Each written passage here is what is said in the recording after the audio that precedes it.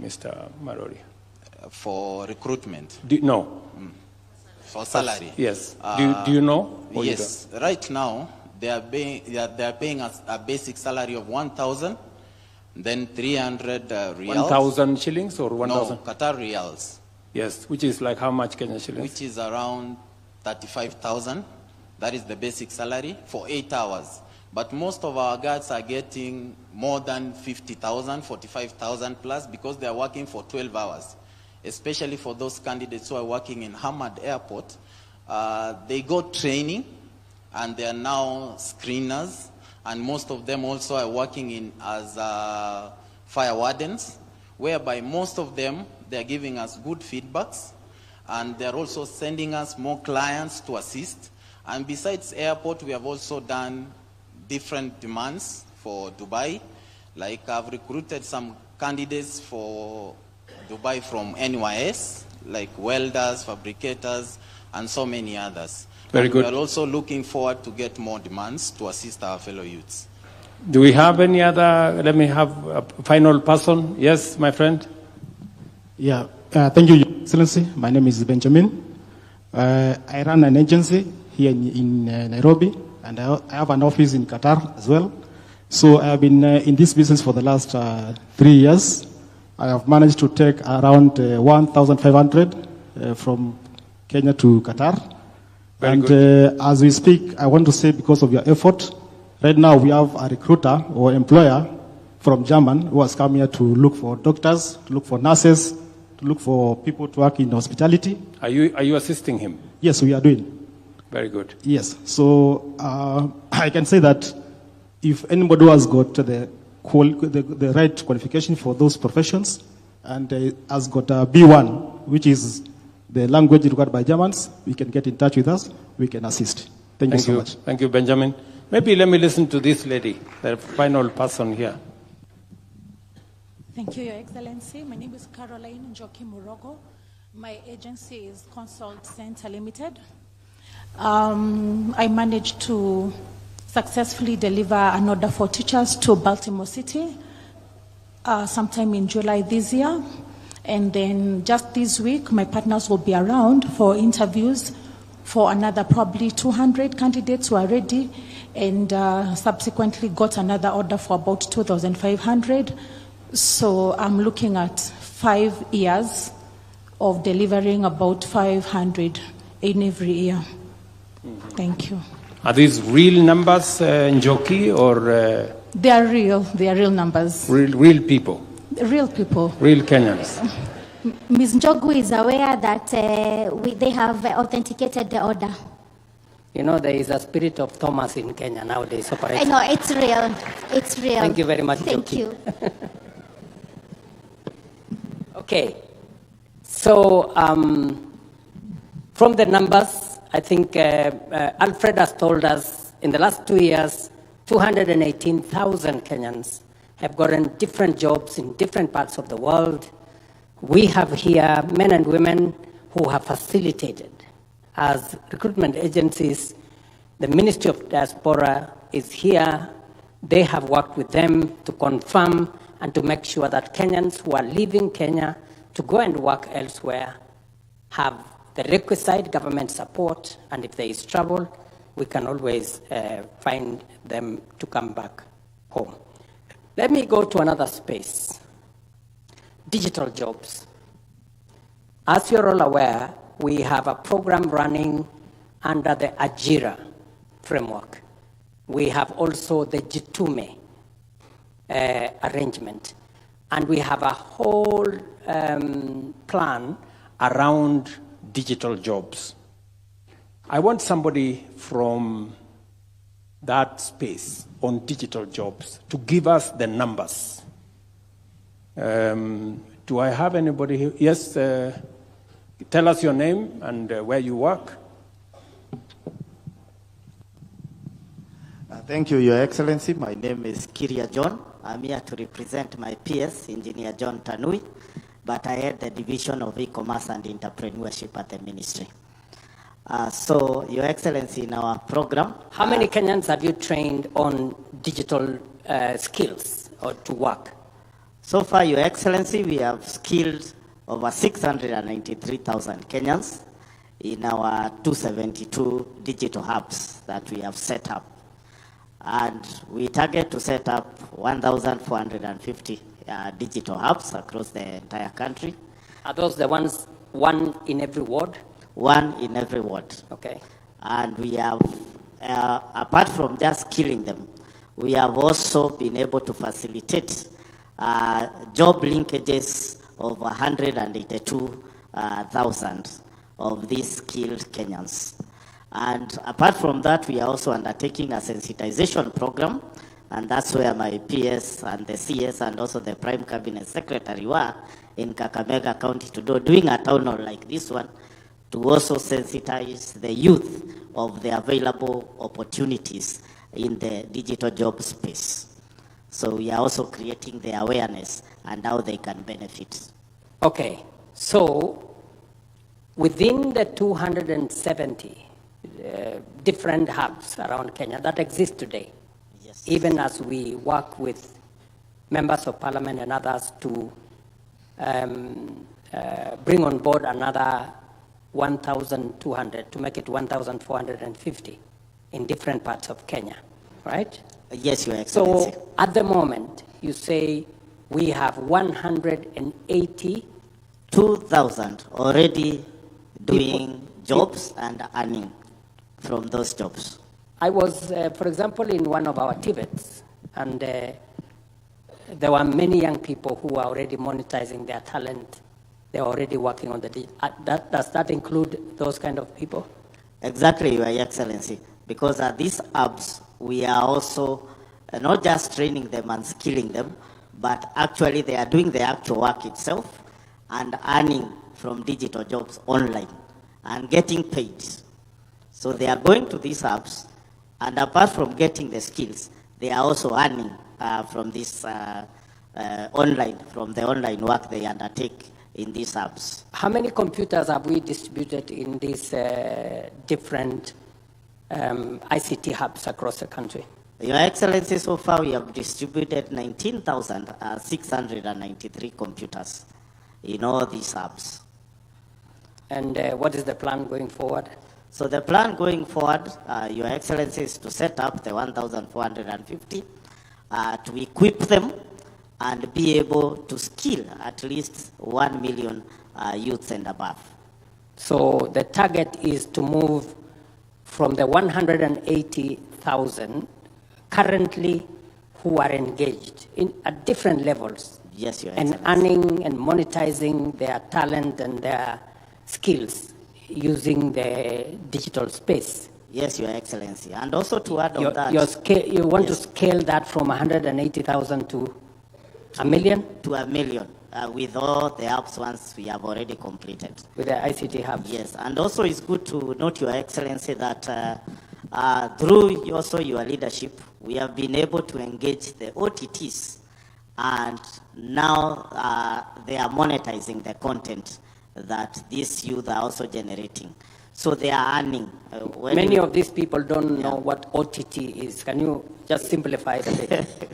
Yes, Your Excellency, these are the TikTok, the YouTube, Facebook. So we have been able to negotiate better rates through your leadership. I remember you people forced me to talk to people in T-shirts, and I had to, and to get them to allow us to monetize the space and to allow our content creators to be paid. Your Excellency. Because I think Kenya is the fourth country in Africa to be allowed to monetize content. Exactly. The other countries don't. Exactly. Okay. Thank you. Maybe I'll ask Madam Moria, the PS for TVET. You are aware of what is going on in our TVET. Can you say something about that space with digital jobs? Yes, thank you, Your Excellency. In addition to what he has already said, we have already trained 600 trainers across the country who are now able to train our young people either within our institutions, and Your Excellency, we have 126 TVET institutions with the devices between 50 and 100. And we have been able to train the numbers, some of them in the Tibet institutions. But Your Excellency, to be able to make sure that space is moving, our biggest responsibility has been to ensure that we are training the trainers at the Kenya School of Tibet, and we already have 600 of them across the country, Your Excellency. Thank you very much. Let me go to another space. I think we're talking about the space around labor mobility. People going to work abroad, as Alfred and Rosalind have said. We are talking about digital jobs, people working in our ICT hubs. Many people have been asking me, why am I so passionate about ICT hubs? Because it unlocks huge potential. It gives our young people an opportunity to work. I have met many of them in Tibet institutions, in other different ICT hubs. And at the moment, we have a program where we are working with Kenya Power to deliver internet to as many places in Kenya as possible, so that progressively we can unlock that we can unlock that potential, and that is going to turn around. Because again, I said, for us to be able to create jobs, we have to be intentional. We cannot just assume that jobs will arrive. We have to know ICT hubs, deliver internet, have trainers, have TOTs, train more young people, provide computers. And that's exactly what the gentleman from our Department of ICT has said. Let me move to another space, the space around industry and manufacturing. I think P.S. Abubakar is here.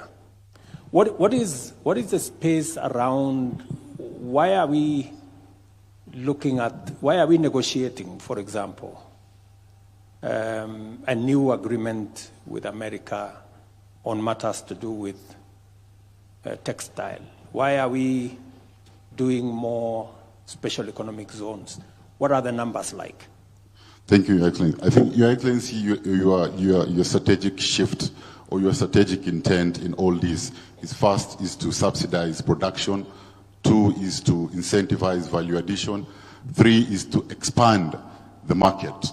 And 4 is to de-risk private investment. So what we are doing in terms of the market access, we are expanding our market access from the US.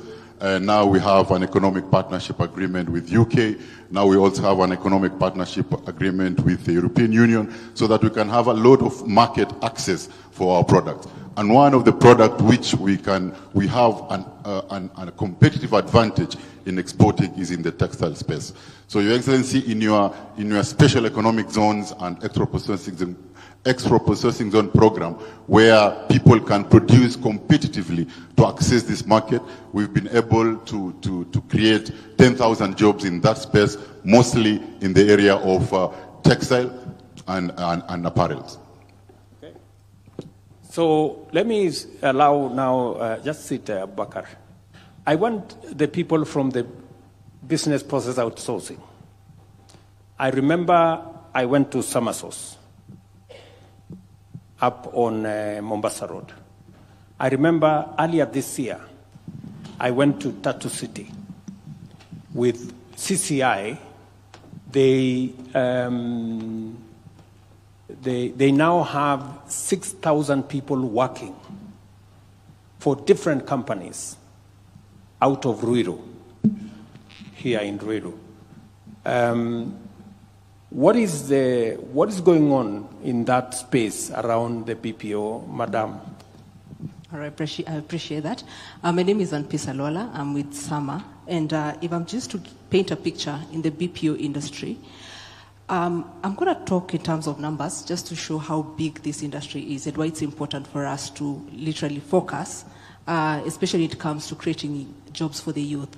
So Sama is a BPO. In Kenya alone, we have to the tunes of 3,500 employees. And this is full-time job, benefits, medical cover, all that. And we have not even scratched the surface. Okay? Now, when you look at how big this industry is, This industry, last year alone, was a $1 trillion USD industry. Okay?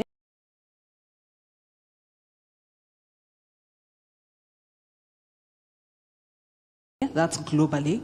Now, bringing that down to the amount of jobs that are created, India developed, I think for anybody who's read about BPO, India developed its middle class through BPOs. Today, India has 4.5 million jobs in the BPO industry. Philippines has 1.1 million jobs. Your Excellency just talked about the 1 million graduates that we are churning out Kenyans wanting to outsource to Kenya. And Kenya is not cheap compared to the other. I just want to demystify that. There's been a question on Kenya is cheaper. We are actually more expensive than those other regions, but the clients are preferring Kenya because they are getting quality work from Kenya. Okay. Now, today when you look at this sector, summer alone we are at 51% women, 49% men, and our focus is on AI. You look at AI alone, AI is looking at 826 billion in the next 6 years. Now, I don't know about the rest of you, but I'm a strong believer of Africa deserves a seat at this table. Yeah? Kenya deserves a seat at this table because anybody who knows AI knows about AI bias. If you don't train it, it talks about what it thinks. I think I'm seeing you nodding. Because there are movies, you hear somebody who's talking Swahili and they are literally talking a different language. That is not Swahili. That is not what you want AI to do. Yeah? So, Your Excellency, I think just in conclusion, is just appreciating the initiatives around defining this space and defining a space in such a way that it's both good for the workers because, defines what is the criteria, what is the wage, what is all that around, but then also attracting more investments in this country. Thank you. Thank you very much. Again, our focus is in that space. The reason why we are spending 10 billion shillings to expand our internet connection is because people like Sama require very strong internet because most of the time their workers work for clients outside Kenya. Number two is to make sure that the legislation does not impede companies that want to invest in Kenya in the BPO business. It is the reason why this year, as I told you, in Ruiru at Tatu City, we managed to get CCI to invest, and now they are hiring 6,000 Kenyans. They have given us a horizon of 50,000 if we do certain things in that space. And among the things that we are doing in that space is to straighten the law. Part of what I'll be doing this week, part of what we will be doing going forward is to align the law with the realities of the job market. It is not fashionable anymore that you go to work in an office in a tie. If you look at the people working at BPOs, they go there in a t-shirt. And you must not necessarily have all these other stories. So there is a way that we have to re-engineer our job space so that it is responsive to the requirements of the job market at the moment. So again, it goes to being deliberate and being intentional. These jobs cannot happen. They have to be made to happen. And I know I'm going to have a lot of problems with employers when I sign the law on Wednesday, because people don't want anything changed. They want everything to stay the way things have been forever. But we have to change. We have to move things. We have to move them in. I think we have looked at the 4 spaces that I had in point. Let me allow another 3 or 4. Maybe I'll start here. one person from here. This good man with a good beard. Thank you. Thank you, Your Excellency. My name is Jose Kasikoe, founder member of Jabali Africa, Grammy-nominated singer-songwriter, producer, and also I'm a voting member. So I want to go back to the music thing. I know you said you're talking about jobs, but the musicians are going to kill me if I come out of this space without mentioning that to the recruiters who are asking, who are doing the job thing.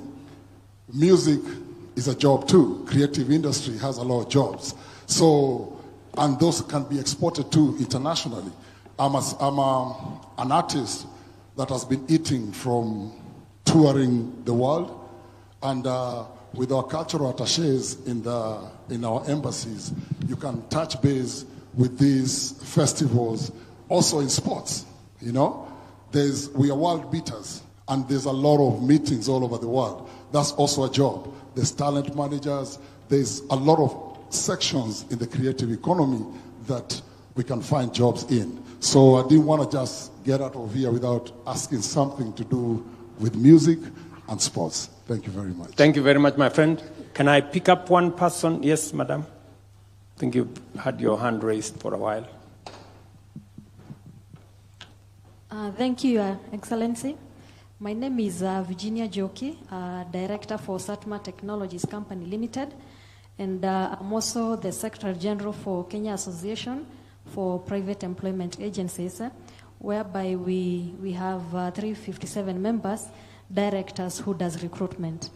Allow me to go to FADS. Mine is a request to the government. Mine is a request to the government. There's a discussion we've been having with our CS diaspora, our PS, Madam Rosaline. And allow me to speak on behalf of her and the directors who are here. There was a FAD. We have been following up and requesting if the directors can be supported through the ministry. We normally travel a lot for expos. And you'll find so many directors losing an opportunity to go showcase the CVs they have, the data they can present to their partners the other side. But because of we are not able to pay the pavilions the other side, we are not able to pay for some few facilitation here and there, we would like maybe the government can consider and put aside a fund for us so that we can be showcasing all over the world. And second, for the BLAs that are going to be signed, for skilled work, I would request if the ministry, through your support, if we can be able to have expos, for example, the Serbia, it's supposed to be signed. There's a way we can even have those expos before even the BLAs so that we can market ourselves through the diaspora. Thank you. Okay. Rosaline, I think that's a good suggestion. So long as you pay your own tickets, right? Yeah, and your own accommodation. So just the pavilion. Okay. So I think let's see how we can support these good people. I think setting up a pavilion for them, they will travel at their own cost. They will go and market the country at their own cost. I think it's a good thing. All right. I don't know. I think, okay, let me be biased. Let's give it to the lady again. Asante sana, my president. Kwa majina naitwa Esther Mwangi kutoka Makadara Viwadani, kijiji ya Runga. Nitafanya utofauti, nitaongea kwa lugha ya Kiswahili. Endelea. Asante. Mimi ni mama mboga, mmoja mwenye alifanya kazi kubwa tupate hii serikali. Niko na furaha siku ya leo kupata nafasi ya kuongea na wewe Mr. President. Nashukuru Mungu kwa sababu ni kwa neema yake. Nakushukuru sana na serikali yako Mr. President kwa sababu ya hii nafasi ya kazi. Vijana wetu wamepata kazi na kwa hii kazi ya majuu. Lakini swali yangu siku ya leo Mimi kama mama Boga na wengine tuko huko nje, na wengine wenye tumefikisha miaka 46 kwenda juu, hatukupata hii kazi mtahani, na tuja benefit na pesa ya uzee, kwa sababu tuko hapo katikati. Sisi wa mama Boga wenye tulifanya kazi kubwa kupata hii serikali, wengi wetu tukaacha boma zetu zikaharibika kama yangu, kwa sababu wazee walikuwa wakipigania pande nyingine tofauti. Tulikuwa na shida, mzee wangu alikuwa kwa mrengo mwingine, mimi nilikuwa kwa huu mrengo, na ninashukuru Mungu. Swali yangu siku ya leo, Mr. President, nikiwa nimesimama kwa hii congregation, nauliza aje. Mimi mtu akona 46, mama Boga, sijapata kazi kwa vijana, sija benefiti kwa pesa ya uzee, sijaenda majuu, niko wapi kwa hii kazi? Watoto wangu, ukikumbuka wakati ya siasa pale Karen, nilikuambia social yangu hakusoma, mama yangu hakusoma, mimi sikusoma. Bado niko huku. Mr. President, najifunia kuwa kwa hii serikali. Na nakupenda sana kama president wangu, mwenye nilipiga magoti sana nikaombea. Sisi mama Boga tuko wapi? Aya, tulipoteza familia, tulipoteza mabwana. Nitakujibu. Asante. Asante.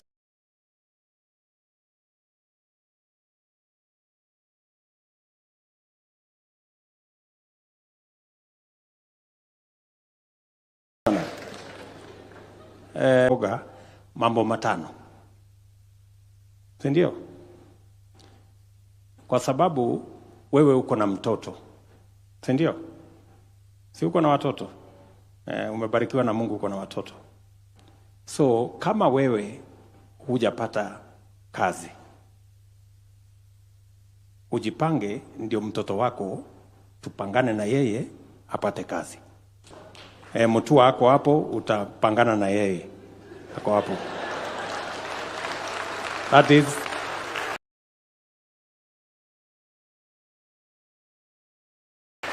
is number 1. Number 2, unajua tulikubaliana ya kwamba mama Mboga pia atafanya kazi mahali kuna heshima. Tutahakikisha tutajenga soko, tuhakikisha kwamba kina mama Mboga wanafanya kazi. As I talk to you, nikiongea na wewe, tunajenga saa hizi soko 200 Kenya ya kina mama Mboga, and most of them are actually in the process of completion. In fact, nitauliza governor wa Nairobi, kwa sababu si unatoka Nairobi? Nitauliza governor wa Nairobi aniambie mahali tuko kwa hiyo mpango yetu ya soko. Ngoja kidogo Senator, Governor Sakaja, just you know, so number 1. So wewe uko hapo, utafanya kazi mahali kuna heshima. Number 3, katika mpango yetu ya afya, mama Mboga hakuwa kwa mpango ya afya, kwa sababu NHIF ilikuwa ni number 1, watu wenye wanafanya kazi. Number 2, watu wenye wako na uwezo. Lakini sasa kwa hii mpango ambayo tuko nayo ya Taifa Care, wewe Esther, sasa uko na nafasi ya kuwa na bima ya afya as a person. Hii Taifa Care ina recognize mama Mboga, na kwamba wewe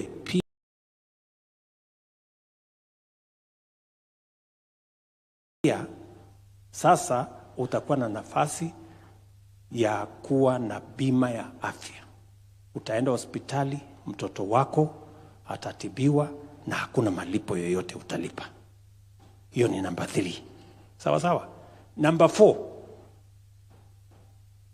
najaribu kupanga mahali huko kwa hii mpango hii. Number 4, pale katika mpango ya housing, kwa sababu umeniambia mahali unaishi, si ndio? Pale kwa muda mrefu nyumba haina maji, nyumba haina choo, hakuna stima, hakuna barabara. Katika mpango yetu ya affordable housing, na umesikia ule jamaa wa affordable housing aliongea hapa. Did somebody speak about affordable housing here? No, we're going to talk about it. I know there is somebody from affordable housing. Sasa, wewe kama mama mboga, uko na nafasi, ukijiandikisha kwa boma yangu. Sasa wewe utakuwa na nafasi ya kuwa home owner. Hapo nyuma ilikuwa ili upate nyumba lazima uwe tayari kulipa 20,000, 30,000, 50,000.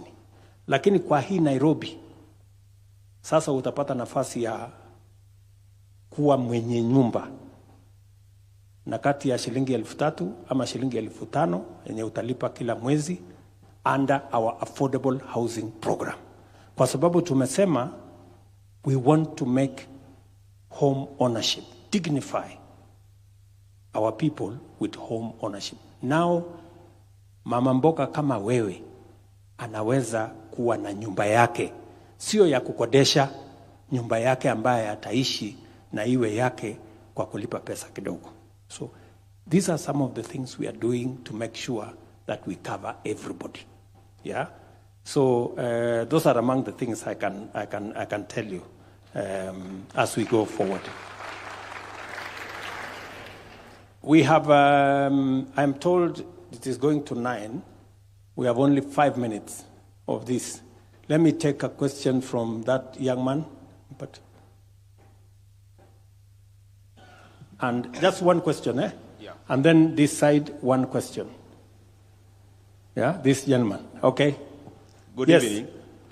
My name is Peter Ogutu, a student at the Technical University of Kenya. Yes, I have a question to you, Mr. President. Recently, we witnessed a move by the Cabinet Secretary, Dr. Alfred Mutua, where he facilitated the exportation of Kenyan skilled energetic labor to external markets for job opportunities. A good move that we appreciate, but doesn't that move leave the Kenyan economy at a bad place with the deprived skilled labor and or stressed skilled labor that cannot meet its potential? A good example is the medical sector, where we have fewer doctors attending to numerous patients, yet these doctors and nurses still form part and parcel of the skilled labor that are being exported to external market for employment. Thank you. Alfred, do you want to answer that question? It's a very good question from Mr. Ogutu. The reality is that we are producing more people than we need in the job market. For example, when you look at doctors and nurses, it is not that we do not have enough doctors or nurses being produced. Yes, the numbers are not where we are in terms of United Nations numbers, WHO, of the number per people. It's that we do not have the capacity at this time to absorb all of them. So I see where you're coming up with your point. But I also want to change the mentality where we think that there is what people are thinking of brain drain. What is happening is this. You have, for example, in the ICT sector, a huge number of that even if we sent away 100,000 people in ICT, we would still leave this country with so many other people, 500,000, who are still looking for employment. So that thinking that if we are sending people away, we are depriving our country, is not really accurate. Because we have more people out of work who can go and work overseas without depriving our Kenyan local market. In our labor studies, we have not seen any cry by any industry saying that they are lacking people because people have left the country. We are producing people in TVETs, producing people in the universities, so we have a bulge of employment. Your Excellency. Okay, can you address, there is also one question, Alfred, that people continue to say, are we going through a brain drain? Are we exporting our brain power? Or does it eventually amount to a brain gain? Can you explain that? What usually happens is this. If you look at the countries that have really developed very fast, you look at, for example, the example of Singapore, China, Malaysia, Indonesia. What they did, these tiger economies, was to ensure that their people who went and worked overseas came back home. We are calling this labor mobility because when you're going to work, it doesn't mean that you're going forever. You're going to work for 2-3 years and come back. What we have realized is that when you go overseas, you're able to gain skills. When His Excellency was in Germany, we were talking about Kenyans going to work to produce the German vehicles. So you go to Germany as an engineer, you gain. Thank you very much.